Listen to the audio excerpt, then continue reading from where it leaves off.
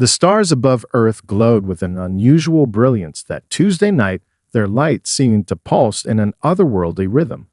In the secret lunar observation post, senior researchers Zix 427 adjusted their monitoring equipment for the fourth time, convinced there must be some malfunction in the sensors. Impossible, they whispered, their four eyes blinking in rapid succession. The energy readings from Earth's surface defied every known law of evolutionary science. The planet's dominant species was changing, not over millennia as natural selection demanded, but in real time. Zix 427 initiated emergency protocols, their appendages dancing across the holographic interface as they documented the phenomenon. The strange cosmic wave had appeared from nowhere, invisible to human instruments, but blindingly obvious to the advanced alien technology. It rippled through Earth's atmosphere, leaving something new in its wake. The first incident occurred in a small Nebraska town called Pine Ridge. Sarah Chen, a local librarian, reached for a book on the top shelf and found herself floating gently toward the ceiling. In Moscow, a young mechanic named Dmitry discovered he could see the internal workings of engines by touching them. A schoolteacher in Lagos suddenly realized she could hear her students' thoughts, each mind a unique symphony of hopes and dreams. From their observation post, Zix 427 watched these events unfold with increasing alarm. The Council had chosen Earth as an observation point precisely because humans were an anomaly, the only known species to advance technologically without developing any extraordinary abilities. Their adaptability and innovation, despite their limitations, had made them a fascinating study subject. But now, everything was changing. Senior researcher called out junior observer Kill 890, their voice trembling with the harmonics of distress. The pattern is repeating. We have confirmed manifestations on every continent. Zix 427 expanded their viewing screen, watching as new power signatures bloomed across the planet like stars appearing at dusk. Each one represented a human being discovering abilities that should have taken millions of years to evolve naturally. The most troubling part wasn't the powers themselves. Other species in the galaxy had similar abilities. No, what terrified the observers was how quickly humans were adapting to them. Within hours of the first manifestations, social media platforms exploded with discussions, theories, and most worryingly, suggestions for testing and developing these new abilities. They're treating it like a scientific phenomenon, Kyle 890 observed with horror. Look at this data sharing platform they call Reddit. They're already creating categorization systems for different ability types. Zix 427 watched as humans, in their typically efficient manner, began organizing. Support groups formed spontaneously online. Scientists dropped their current research to focus on the phenomenon. Government agencies, instead of panicking, began establishing protocols and registration systems. The Council had always known humans were dangerous. Their ability to adapt to any situation, their drive to understand and control their environment, and their relentless pursuit of knowledge made them a species to watch carefully. But now, with these emerging powers, send an emergency transmission to the Council, Zix 427 ordered, their chromatic skin shifting to the deep purple of severe concern. Priority level maximum. Message begins. Humanity has entered an unprecedented evolutionary phase. Their response to these changes suggests they will master these abilities far faster than any previous species, requesting immediate consultation on containment protocols. As they sent the message, Zix 427 observed a young human in Pine Ridge recording a detailed video about proper breathing techniques for first-time flyers. The video had already garnered thousands of views and hundreds of comments, each sharing their own discoveries and experiences. In just 6 hours, humans had accomplished what took other species decades. They had begun to systematize and share knowledge about their new abilities. And this, Zix 427 knew, was only the beginning. The nightmare scenario that the Council had always feared was unfolding before their eyes. Humans, with their boundless curiosity and remarkable adaptability, were about to become something unprecedented in the galaxy's history, and there was absolutely nothing they could do to stop it. Dawn broke over Tokyo as firefighter Kenji Tanaka stood before the burning apartment complex, his heart racing not from fear, but from an overwhelming sense of certainty. The flames beckoned to him like old friends, their dance somehow familiar. Without hesitation, he stepped through the inferno. From their lunar observation post, Zix 427 and Kyle 890 watched in fascination as their instruments recorded the impossible. The human's cellular structure was adapting in real time, his body resonating with the very energy that should have destroyed it. He's not just surviving the fire, Kyle 890 noted, their voice trembling. He's understanding it. Within minutes, Tanaka emerged with 3 children and their grandmother. His uniform wasn't even singed. News cameras captured the moment, broadcasting it worldwide before the Council's information containment protocols could activate. But that was just the beginning. In Paris, Marie Laurence's art exhibition transformed from a simple gallery showing into something extraordinary. Her paintings began to move, colors flowing between frames, figures stepping out to bow to astonished patrons.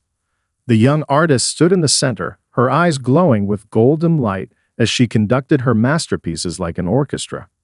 Dr. Hassan Ankaro found himself understanding every ancient text in the Egyptian museum, dead languages flowing into his mind like water. He began translating tablets that had puzzled scholars for centuries, then realized he could understand the tourists around him, all 47 languages they were speaking. They're accelerating. Zix 427 reported to the Council. Each manifestation seems to inspire others. They're not just gaining powers, they're innovating with them. Social media platforms erupted with activity. Hashtags like #PowerDiscovery and #HumanityEvolved trended globally. Instead of chaos, humans organized. Scientists launched collaborative online platforms to document and study the phenomena.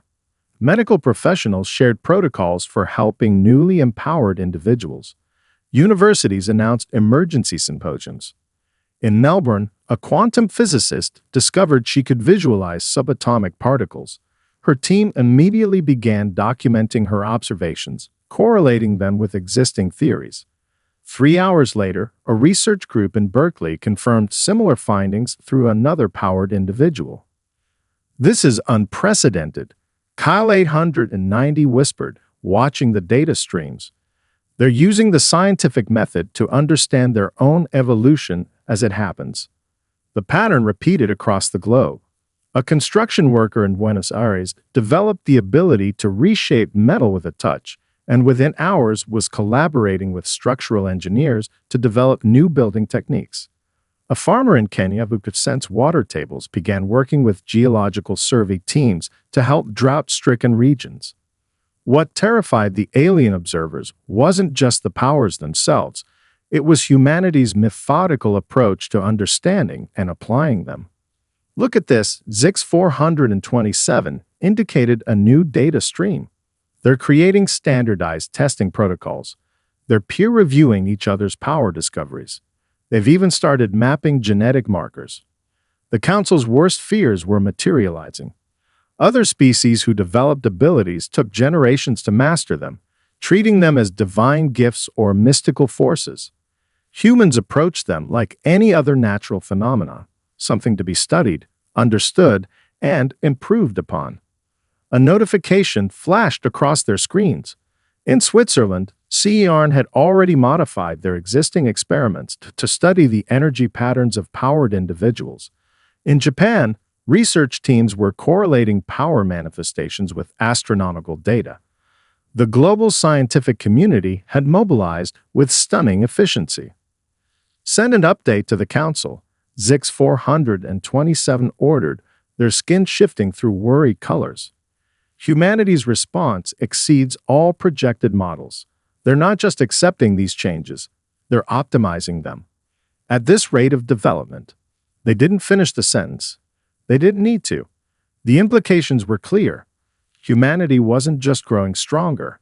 They were growing stronger together, each discovery building upon the last in an exponential curve of advancement.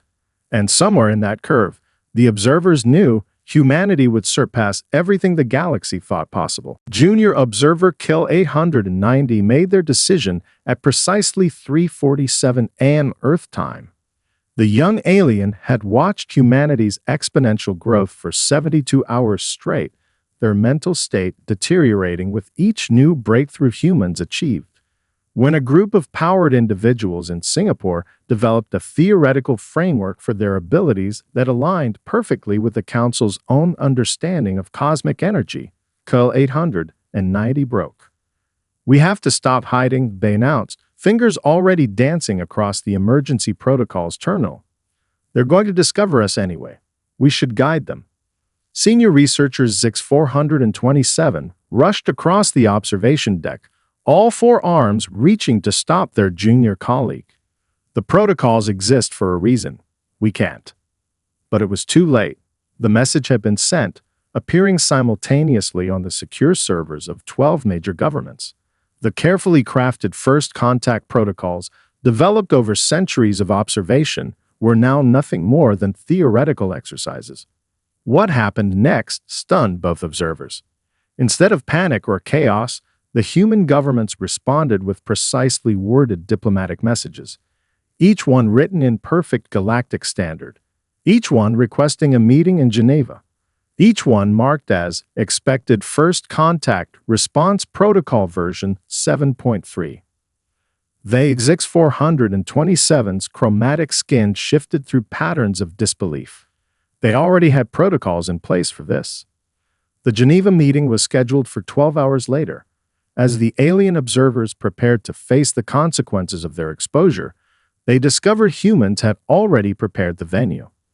The conference room featured atmospheric controls calibrated for their species, translation systems compatible with their technology, and most surprisingly, a selection of refreshments safe for their consumption.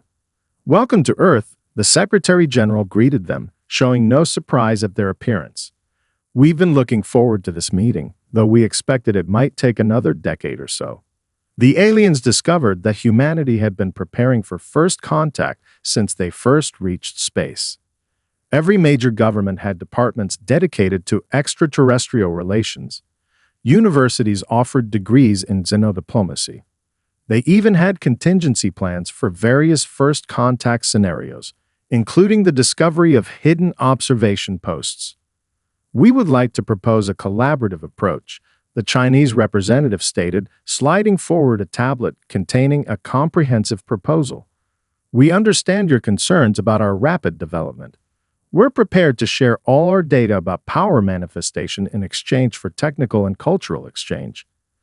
ZX-427 examined the proposal with growing amazement. The humans had somehow anticipated the Council's likely concerns and addressed each one.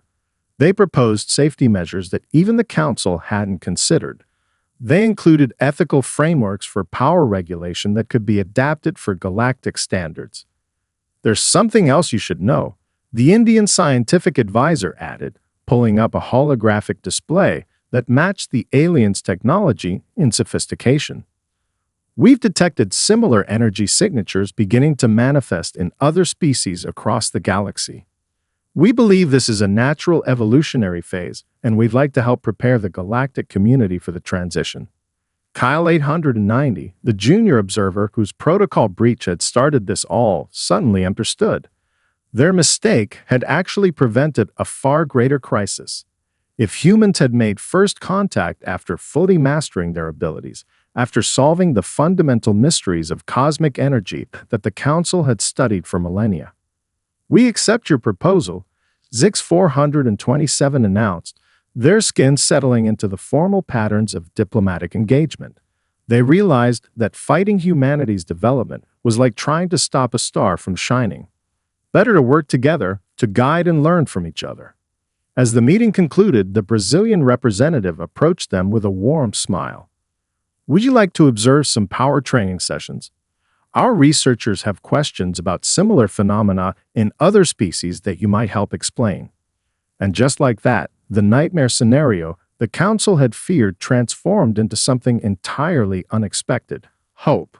Humanity, with its boundless curiosity and remarkable adaptability, wasn't just changing itself, it was about to change the entire galaxy. And this time, they would do it together. Dr. Maya Patel stood in her Mumbai laboratory, her eyes glowing with an inner light as she gazed at subatomic particles dancing through the air. Around her, a team of scientists watched in amazement as she manipulated quantum fields with gentle gestures, weaving reality itself into new patterns. "The quantum entanglement is stable," she announced, her voice steady despite the extraordinary achievement. "We can begin manufacturing tests." From their new official observation post, now openly established on the outskirts of Geneva, Zix 427 and Kyle 890 monitored the proceedings with a mixture of awe and trepidation. In just 1 week since first contact, humanity had made technological leaps that should have taken centuries. They're combining their new abilities with existing technology. Kyle 890 noted, their skin flickering with patterns of scientific fascination. It's not just the powers themselves, it's how they're integrating them into their infrastructure. In Brazil, a team of energy manipulators worked alongside nuclear physicists to develop a new type of fusion reactor. Their combined efforts had solved containment issues that had puzzled scientists for decades. Clean, sustainable power was no longer a dream, but a rapidly approaching reality. The Montreal Medical Center had become a hub of revolutionary healthcare advances. Dr. Sophie Laurent, a precognitive physician, could now see potential health issues months before they developed. Working with a team of empaths and traditional medical specialists, she had already prevented 3 potential epidemics and developed treatment protocols that combined conventional medicine with powered healing. Their approach is unprecedented, Zix 427 reported to the Council. Other species treat powers as replacements for technology. Humans see them as tools to enhance existing science. A notification flashed across their screens. In South Africa, a group of telekinetic engineers had successfully launched a satellite without a rocket, creating a sustainable, low-cost method of space deployment. In Australia, marine biologists with aquatic abilities were rapidly developing methods to clean the oceans of pollution while communicating with marine life to establish protected breeding grounds. But it was the silent revolution happening in the digital realm that truly demonstrated humanity's unique approach. A collective of technopaths had begun optimizing the global internet infrastructure, creating quantum-encrypted networks that operated at speeds previously thought impossible. Look at this data from the European Space Agency. Kyle 890 called out, their appendages trembling with excitement or fear. Even they weren't sure which. They've combined gravitational manipulation with traditional propulsion systems. They're achieving faster-than-light speeds in theoretical models. The Council had always known humans were dangerous innovators, but this was beyond all projected models. Each breakthrough seemed to spark a dozen more, each solution opening new possibilities that humans eagerly explored. In Kenya, a farming collective led by weather sensitives had developed new irrigation systems that could make deserts bloom. Japanese automotive engineers working with metal shapers had created vehicles that could repair themselves. A Canadian team had developed construction methods that combined traditional architecture with power-enhanced materials, creating structures that could withstand any natural disaster. They're not just advancing. Zix 427 realized, their skin shifting to the deep violet of profound understanding. They're solving problems that have plagued their species for millennia, and they're sharing everything. That was perhaps the most remarkable aspect. Every breakthrough, every discovery, every innovation was being shared through a new global network of research centers. Patents were being released for public use, corporations were collaborating instead of competing, and governments were pooling resources for the common good. Dr. Patel's quantum manufacturing breakthrough would, by the end of the week, be adapted for medical imaging in Germany, space exploration in Russia, and environmental restoration in China. Each adaptation would spark new innovations, creating an endless cascade of progress. As they watched humanity surge forward, the alien observers finally understood. They weren't witnessing the nightmare scenario they had feared. They were watching the birth of something entirely new, a species that could combine the impossible with the practical, the magical with the scientific, the individual gift with the collective good. And they were only just beginning. The fleet appeared at dawn, 37 ships materializing in perfect formation above Earth's major cities. Their hulls gleamed with an otherworldly iridescence, a deliberate display of technological superiority. The Council had decided that humanity's rapid advancement required a show of force, a reminder of their place in the galactic hierarchy. They expected panic. They expected awe. They expected submission. They didn't expect Lieutenant Sarah Chen, the former librarian from Nebraska, to be waiting for them. "Welcome to Earth's airspace," her voice transmitted clearly across all frequencies, in perfect galactic standard. She hovered at eye level with the flagship's bridge, her business suit somehow more intimidating than any military uniform. "We've been expecting you.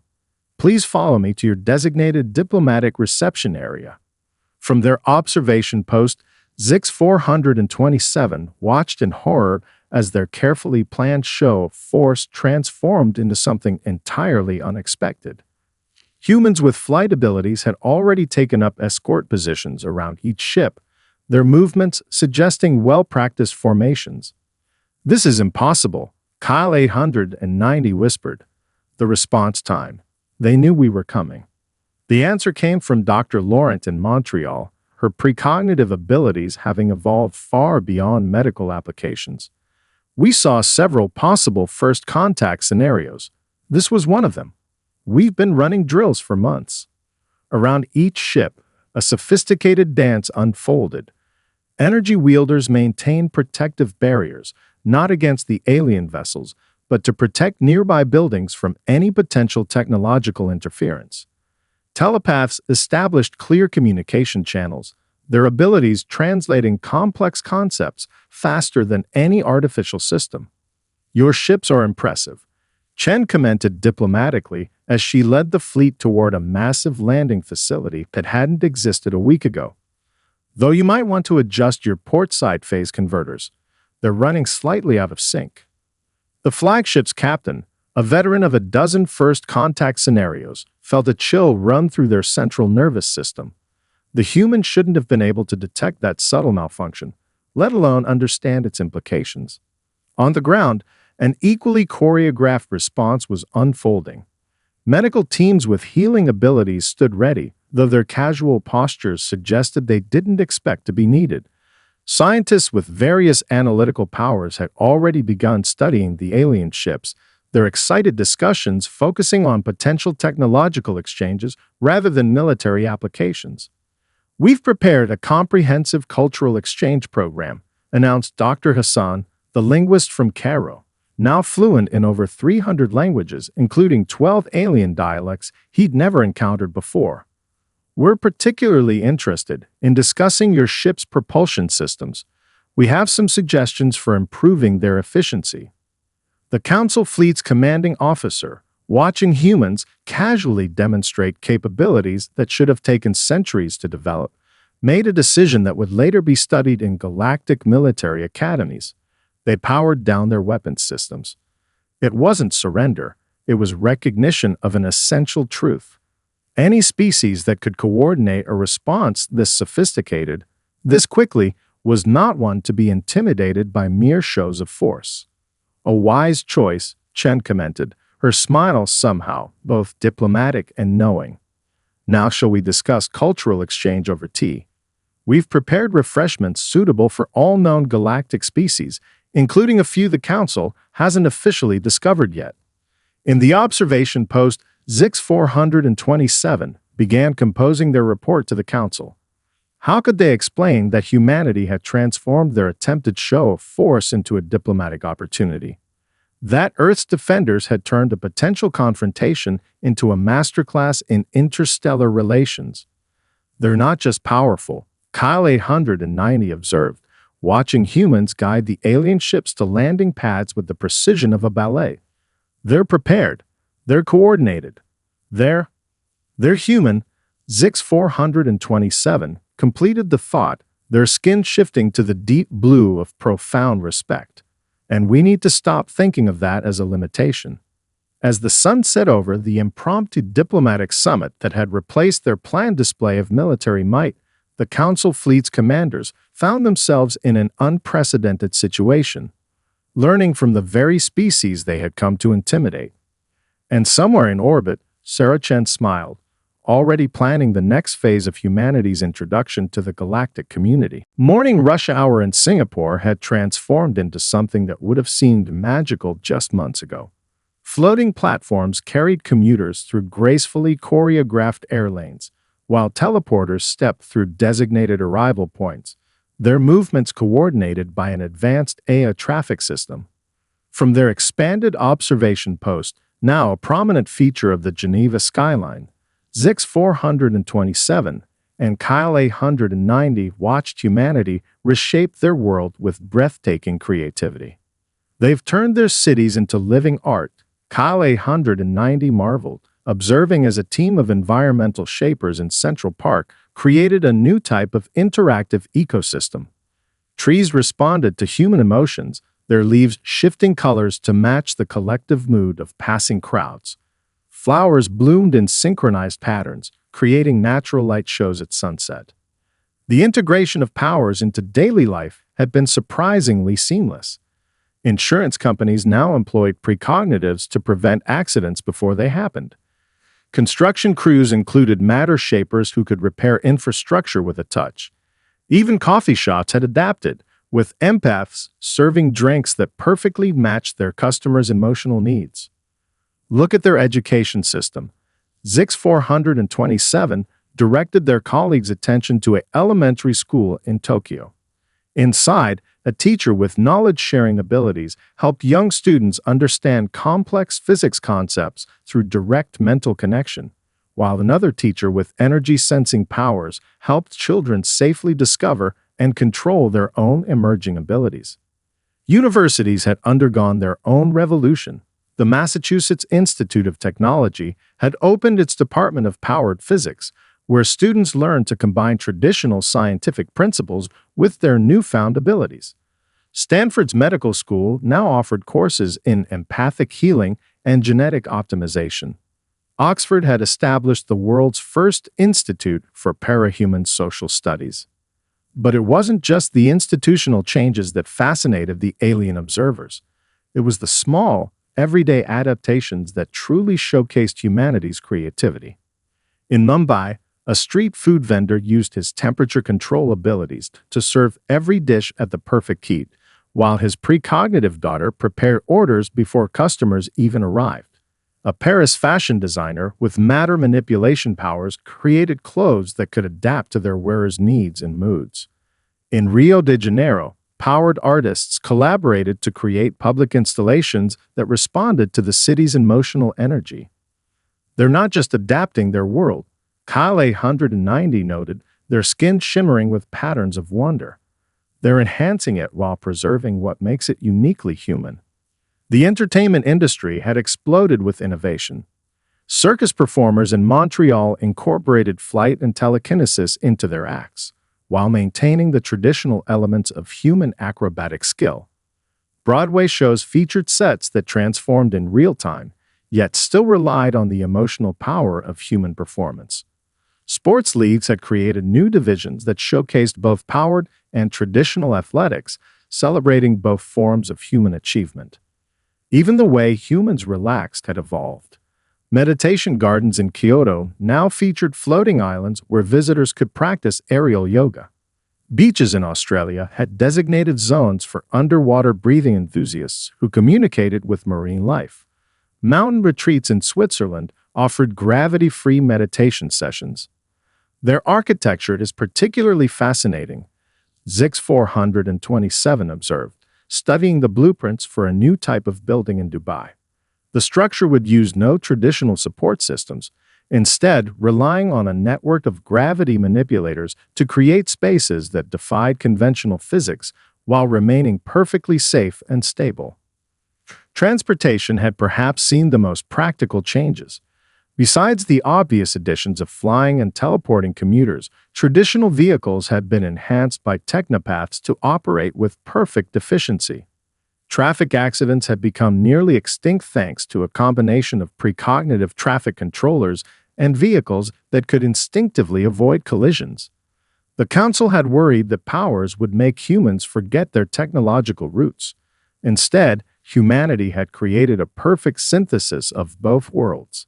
They maintained their subways alongside teleporter hubs, their traditional art galleries alongside psychic immersion experiences, their classical music alongside telepathic symphonies. They haven't lost themselves, Zix 427 realized, their skin shifting to the gentle green of peace. They simply become more of who they already were. And that, perhaps, was the most human achievement of all. Dr. Maya Patel had not intended to discover faster-than-light travel during her lunch break. The quantum physicist had simply been discussing theoretical particle behavior with Dr. Chen, who had recently discovered she could visualize quantum fields alongside her flying abilities. Their casual conversation over sandwiches had led to an impromptu experiment in the research facility's courtyard. If we combine your quantum field manipulation with my spatial awareness, Dr. Chen suggested, taking another bite of her sandwich, we might be able to see how particles behave in folded spacetime. 3 hours later, they had accidentally created a stable wormhole to the moon.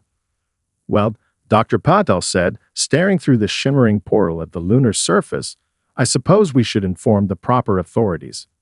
The proper authorities, as it turned out, included a very startled group of alien observers at the secret lunar observation post who suddenly found themselves staring through the other side of the portal at two humans holding half-eaten sandwiches. Would you like some lunch? Dr. Chen offered politely, holding up her remaining sandwich half. We've made rather more history than we intended to today, and I find scientific breakthroughs are best discussed over food. From their official observation post in Geneva, Zix 427 and Kyle 890 watched the scene unfold with a mixture of horror and fascination. The casual discovery of faster-than-light travel was unprecedented enough, but the humans' reaction to finding the secret lunar base was even more remarkable.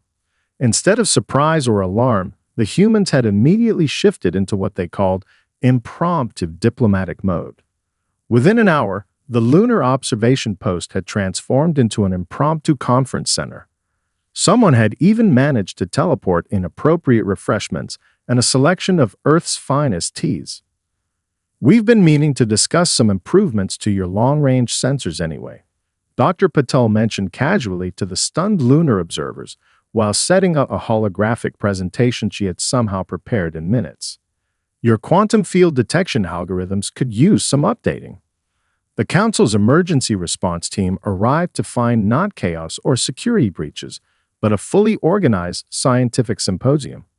Humans with various abilities had already begun collaborating with the lunar observers to stabilize and study the wormhole. A group of telepathic translators had established clear communication channels, while precognitive analysts worked to predict and prevent any potential negative outcomes. Your secret base was actually interfering with some of our quantum experiments, Dr. Chen explained diplomatically to the Council representatives. We would have discovered it eventually. This way, we can move forward with proper scientific collaboration.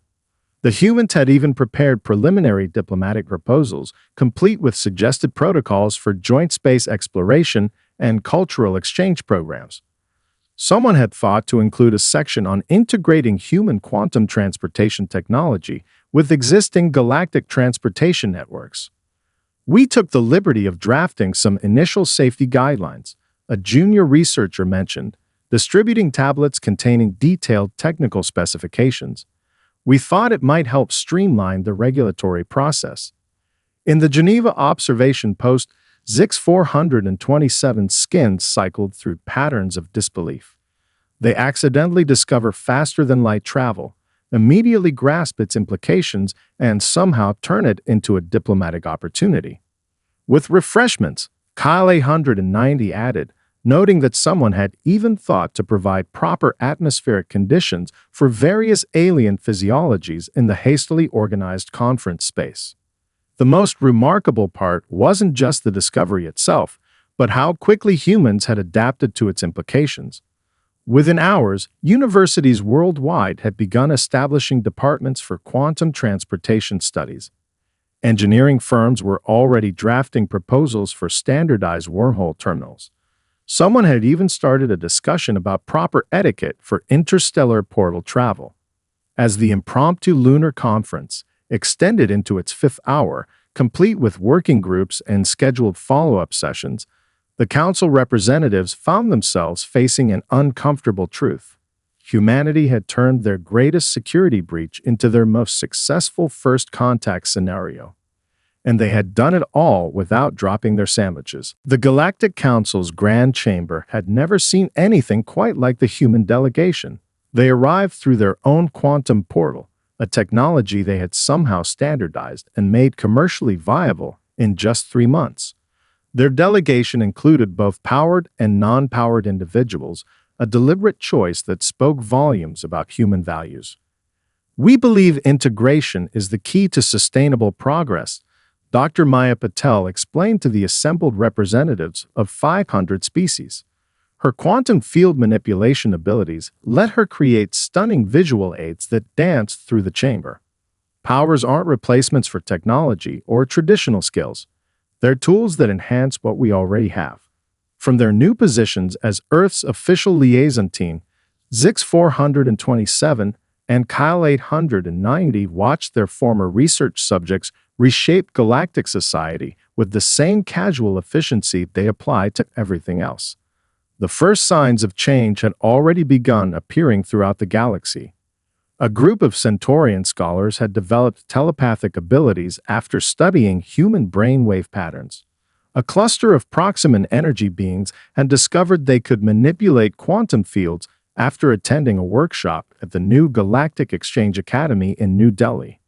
"It's not just about the powers," Dr. Chen added, floating gently above her designated speaking platform because, as she explained, traditional podiums felt a bit restrictive. "It's about approaching possibilities with an open mind and a collaborative spirit." The human approach to teaching was revolutionizing galactic education. Their methods of integrating powers with existing technology had sparked an innovation renaissance across dozens of worlds. Even species that hadn't developed abilities were implementing human-designed protocols for eventual power integration. "The statistical models are fascinating," a Rigelian mathematician announced, their crystalline forms shimmering with excitement. "Humans have decreased their technological accidents by 97% while simultaneously accelerating their rate of innovation. They've somehow made radical progress safer."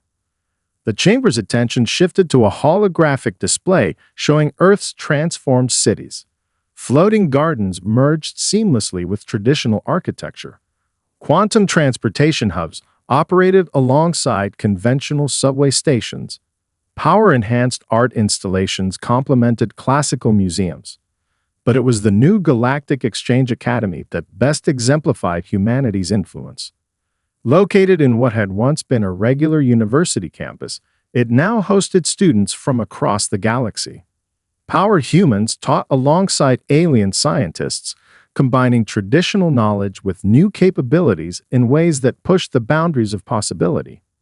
"Today's innovation becomes tomorrow's foundation," Dr. Hassan addressed the chamber in perfect universal standard, his linguistic abilities having evolved to encompass even nonverbal communication methods. "We grow by building upon what works while embracing what's possible." The council members watched as human diplomatic teams helped other species navigate their own power manifestations. Earth had become a hub for what they called evolutionary innovation, a place where species could learn to integrate new abilities without losing their cultural identity. "The humans have given us a template," a Proximate elder observed, their energy form pulsing with appreciation, not just for handling powers, but for handling change itself. In the chamber's observation gallery, Kyle 890 turned to their former senior researcher. Do you remember when we thought this was a nightmare scenario?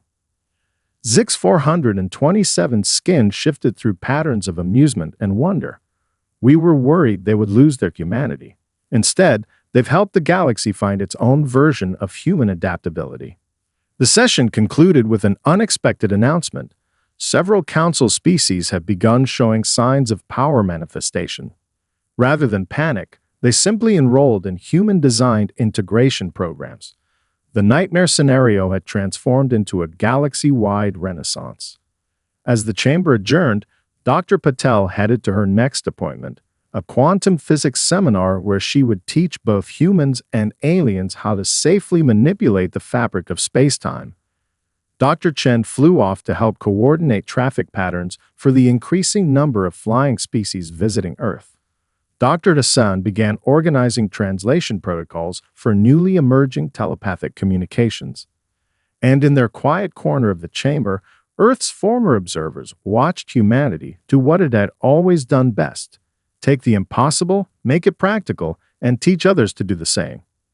The galaxy would never be the same. And that was exactly as it should be.